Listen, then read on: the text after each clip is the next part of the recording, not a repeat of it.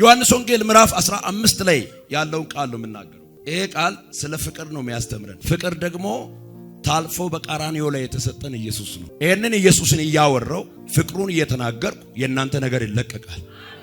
ፍቅር የሚል ቃል 3 ፊደል ግን በጣም አሸናፊ ነው። ፍቅር፣ እምነት፣ ተስፋ ሶስቱም አብረው ይኖራሉ። ግን ከዚያ ሁሉ የቱ ነው የሚቀጥለው ይላል መጽሐፍ። ፍቅር ይቀጥላል። ዛሬ መልእክት አለኝ። በፍቅር ጠላቴን ታሸንፋለህ። በፍቅር አጠገቤ ያለውን አንበርክኬ መውረስ ይሆንልሃል። አንድ ሰው አሜን አይልም ወይ? በአንተ ውስጥ ያለው የክርስቶስ ፍቅር አሸናፊ ይሆናል። እንደዚህ ይላል። በጌታ በኢየሱስ ስም ቃሉን አነባለሁ። እኔ የወይን ግንድ ነኝ፣ እናንተም ቅርንጫፎቼ ናችሁ። ያለ እኔ ምንም ልታደርጉ አትችሉምና በእኔ የሚኖር እኔም በእርሱ እርሱም ብዙ ፍሬ ያፈራል። እናንተ ምኔ ናችሁ? እኔ የወይን ግንድ ነኝ ካለ በኋላ እናንተ ቅርንጫፎቼ ናችሁ። ቅርንጫፍ ያለ ግንድ ፍሬ አያፈራም። ግንድም ቅርንጫፍ ላያፈራ አይችልም፣ ላይዘረጋ አይችልም። ግንድ እስካለ ድረስ ቅርንጫፍ አለ፣ ቅርንጫፍ እስካለ ድረስ ግንድ ይኖራል። ግንድና ቅርንጫፍ ደግሞ አብሮ የሚሄዱ ነገር ናቸው። ስለዚህ እኔ የወይን ግንድ ነኝ ካለ እናንተ ምኔ ናችሁ አለ? ቅርንጫፎቼ ናችሁ። ስለዚህ በእኔ የሚኖር ሃሌሉያ፣ በማን የሚኖር? በእርሱ የሚኖር በተሰቀለለት በሞተለት በትንሣኤው ኃይል ተማምኖ የሚኖር እርሱ ፍሬያማ ሰው ነው። አንድ ሰው እኔ ነኝ ስል ይሁንለት። ስለዚህ ያለ እኔ ምንም ልታደርጉ አትችሉምና በእኔ የሚኖር እኔም በእርሱ ብዙ ፍሬ ያፈራል። በእኔ የሚኖር አማርኛው አጠር ያለ በእኔ የሚኖር እኔም በእርሱ ይኖራለሁ ማለት ነው። እኔም በእርሱ ሃሌሉያ፣ እኔም በእርሱ እርሱም ብዙ ፍሬ ያፈራል። ዘንድሮ የፍሬ ዓመት ይሆናል። አሜን አትለም? ለብዙ ዘመን ከግንዱ ርቄ ከግንዱ ተቆራርጠ ኖረ ሊሆን ይችላል። ዛሬ መልእክት አለኝ። ወደ ግንዱ ትጠጋለህ፣ ፍሬያማ ትሆናለህ። ወደ ግንዱ መጠጋት ትጀምራለህ። ከግንዱ ጋር ትገናኛለህ። ከዋናው ጋር ትጠጋጋለህ። ከዋናው ጋር ትነካካለህ። ዘንድሮ ፍሬያማ ትሆናለህ። አረ አንድ ሰው ብድግ ብሎ ፍሬያማ ይሆናል ይበል እስቲ። በግንዱ የሚኖር ሰው ፍሬያማ ይሆናል። እናንተ ቅርንጫፎቼ ናችኋል። አያችሁ፣ አንድ ዛፍ ግንዱ ካለ ፍሬው ቅርንጫፉ ይኖራል። ቅርንጫፉ ካለ ፍሬው ይኖራል። ግንዱ ከሌለ ቅርንጫፉ አይኖርም፣ ፍሬውም ደግሞ አይኖርም። ቅርንጫፍ ከሌለ እኛ በኢየሱስ ላይ የተተከልን ሰዎች ፍሬ እንድናፈራ እንጂ በገለባነት ህይወት፣ ከንቱ በሆነ ህይወት ዘመናችንን እንድንጨርስ አልተጠረንም። እስቲ አንድ ሰው እኔ ፍሬያማ ነኝ። እስቲ አጠገቤ ያለው ሰው አንተ ፍሬያማ ነህ በሉት። ስላንተ ባላውቅም በለው፣ እኔ ዛሬ የሚገባኝ በለው፣ ከዚህ ሲመለስ በለው፣ ብዙ ፍሬ አፈራለሁ በል እስቲ። አረ ኢየሱስ ያድናል። አንዳንድ ሰዎች እግራችሁ ከዚህ እንደወጣ የሆነ ፍሬያማነት የሚያደርግ መንፈስ ያገኛቸዋል። የበረከት መንፈስ ዛሬ ይገለጥላቸዋል። አንድ ሰው አሜን አይልም ወይ? እስቲ ፍሬያማ ይሆናል በሉ እስቲ። ኢየሱስ ጌታ ሃሌሉያ። በእኔ የማይኖር ቢሆን እንደ ቅርንጫፍ ወደ ውጭ ይጣላል፣ ይደርቅማል። እነርሱንም ሰብስበው ወደ እሳት ይጥሏቸዋል፣ ያቃጥሏቸውማል። አንድ ክርስቲያን ከግንዱ ጋር የማይጣበቅ ከሆነ ከዋናው ግንድ ጋር፣ ግንዱ ኢየሱስ ነው፣ ከኢየሱስ ጋር የማይስማማ ከሆነ፣ ከጌታው ጋር የማይስማማ ከሆነ ተቆርጦ ወደ እሳት እንደሚጣል ቅርንጫፍ ነው ይላል መጽሐፍ። ዛሬ መልእክት አለ። እናንተ ፍሬያማ ቅርንጫፎች ናችሁ። በሄዳችሁበት ሁሉ ከዚህ በኋላ ፍሬያችሁ ይታወቃል። ዋው! አንተ የገባህበት መንደር ሲያዩክ እንደዚህ ይላሉ፣ ይሄ ሰው ብዙ ፍሬ የሚያፈራ ሰው ነው፣ ይሄ ሰው ብዙ በረከት ያለበት ሰው ነው፣ የሚናገር የአፉ ቃል የሚጸናለት ሰው ነው ትባላለህ። አረ አንድ ሰው ይሁንለት በኢየሱስም። የሚናገረው ይከናወናል።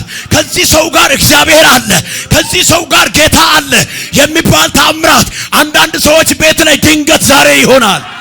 አረ አንድ ሰው አሜን ስል ይሁንለት። የፍሬያማነት ዘመን፣ የፍሬያማነት ምሽት፣ የበረከት ምሽት። ትላንትና ምንም አታመጭም በተባልሽበት፣ ትላንትና አትረባም በተባልክበት ከግንዱ ጋር ትስማማለህ፣ ከግንዱ ጋር ትጠጋጋለህ። በፍሬያማነት ዘንድሮ ትገለጣለህ። አንድ ሰው ብድግ ብሎ አሜን ስል ይሁንለት። የፍሬያማነት ምሽት፣ የበረከት ምሽት፣ የፍሬያማነት ምሽት፣ የበረከት ምሽት። ሃሌሉያ።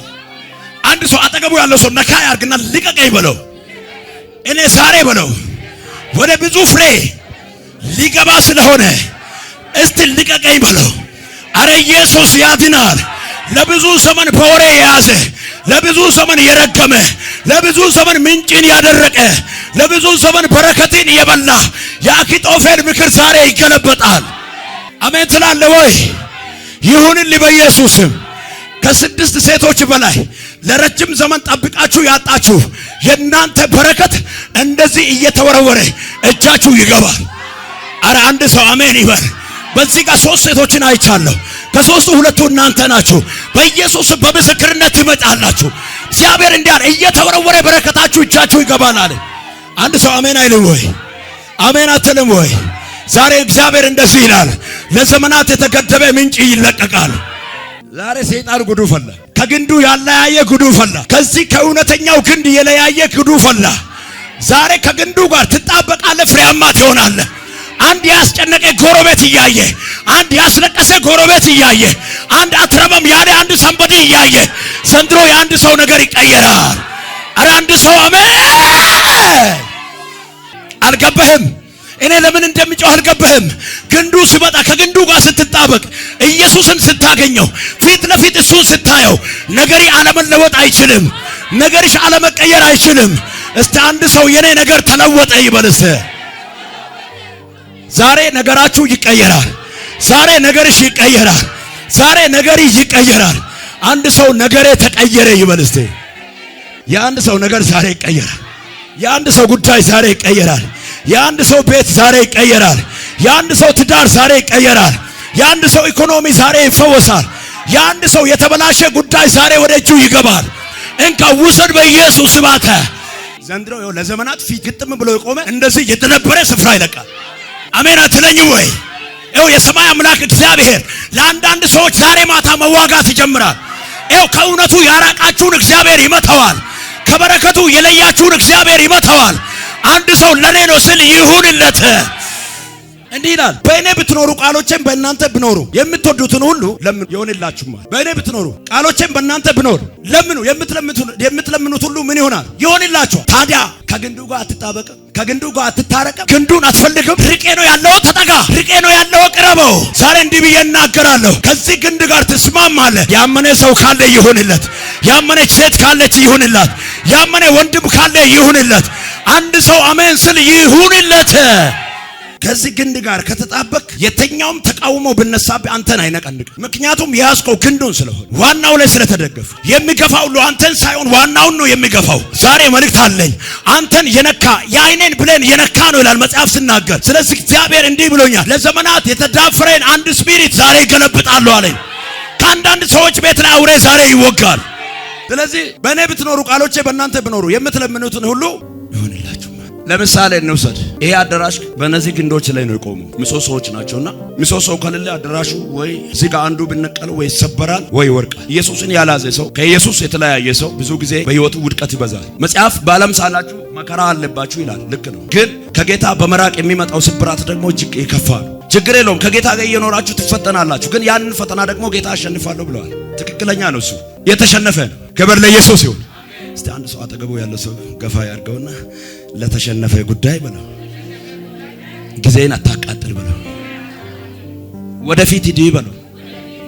አንዳንድ ሰው እንዲህ ይላል፣ እኔ አንተን እያገለገልኩ በአንተ ፊት እያሸበሸብኩ ለአንተ እየኖርኩ 40 ቀን 20 ቀን 15 ቀን እየጾም ለምንድን ነው ግን ፈተና የሚበዛብኝ? ለምንም አይደለም። መጽሐፍ እንዲህ ይላል፣ የሚወደውን ልጅ ይቀጠዋለሁ ይላል። እየቆነጠጠ ነው ወደ በረከት የሚያስገባ። ሳትናጥ ወደ በረከት አትገባ። ወተት ሳይናጥ ቅቤ አይወጣው። አየ ቅቤነት ጋር ለመድረስ ወተቱን ያገኘው እጅ ሁሉ ሊገፋው ይችላል። የመጣው ሁሉ ይረዳታል ያችን ሴት። ከዛ በኋላስ ከተናጠ በኋላ ረጅም ሰዓት ከተናጠ በኋላ ምንድነው የሚሆነው? ከፍቶ ስታይ ቅቤ ጓግሎ ይገኛል። ዛሬ እንዲህ ሊበል እንደማይድን የጓገለ ጉዳይ ለዘመናት እየተናጥክ በቆየህበት መንደር እንዲህ ሊበል ከዚህ ቃል የተነሳ ያንተ በረከት ተፈልቅቆ እጅ እንዲገባ ተናገርኩ። አረ ያንቺ በረከት ተፈልቅቆ እጅሽ ይግባ። አንድ ሰው አሜን ይበል እባክህ። ለዘመናት በረከትን እየታገለ ያለ አሁን ለቀዋል በኢየሱስ ስም። አንድ ሰው የኔን ነገር ለቆታል በለው እስቲ። አብ እንደወደደኝ እኔ ደግሞ ወደድኋችሁ፣ በፍቅሬ ኑሩ፣ በፍቅሬ ኑሩ። ዮሐንስ 3:16 ላይ እንዲህ የሚል ቃል አለ አይደል? እግዚአብሔር አንድያ ልጁን እስኪሰጥ ድረስ ዓለምን እንዲሁ ከነግሳንግሳቸው ከነጣጣቸው ከነመከራቸው ከነበሽታቸው ከነችግራቸው ከነኃጢአታቸው እንዲሁ ልጁን እስኪሰጥ ድረስ ወደደ ይላል። ወደደ ልጁንም ደግሞ አሳልፈው የሰጠን ከታላቅ ፍቅሩ የተነሳ። ዛሬ እኔ መልእክት አለ። ይኸው ከዚህ ፍቅር ጋር ስትግባባ፣ ይሄ ፍቅር የሆነውን ኢየሱስን ስትጠጋ፣ ሕያው አምላኬ ምስክሬ ነገርሽ ያለምንም ጥርጥር ፈቀቅ ማለት ይጀምራል። ዛሬ ማታ አንዳንድ ሰዎች ይኸው ድንገት ተኝታችሁ እንኳን ነገራችሁ ፈቀቅ ብሎ ታያላችሁ። የሆነ ስኬት ውስጥ ገብታችሁ ራሳችሁን ታገኛላችሁ። እግዚአብሔር እንዲህ አለ፣ የዘመናትን ቀንበር ዛሬ ሰብራለሁ አለኝ። እስቲ ተሰበረ በሉ እስቲ።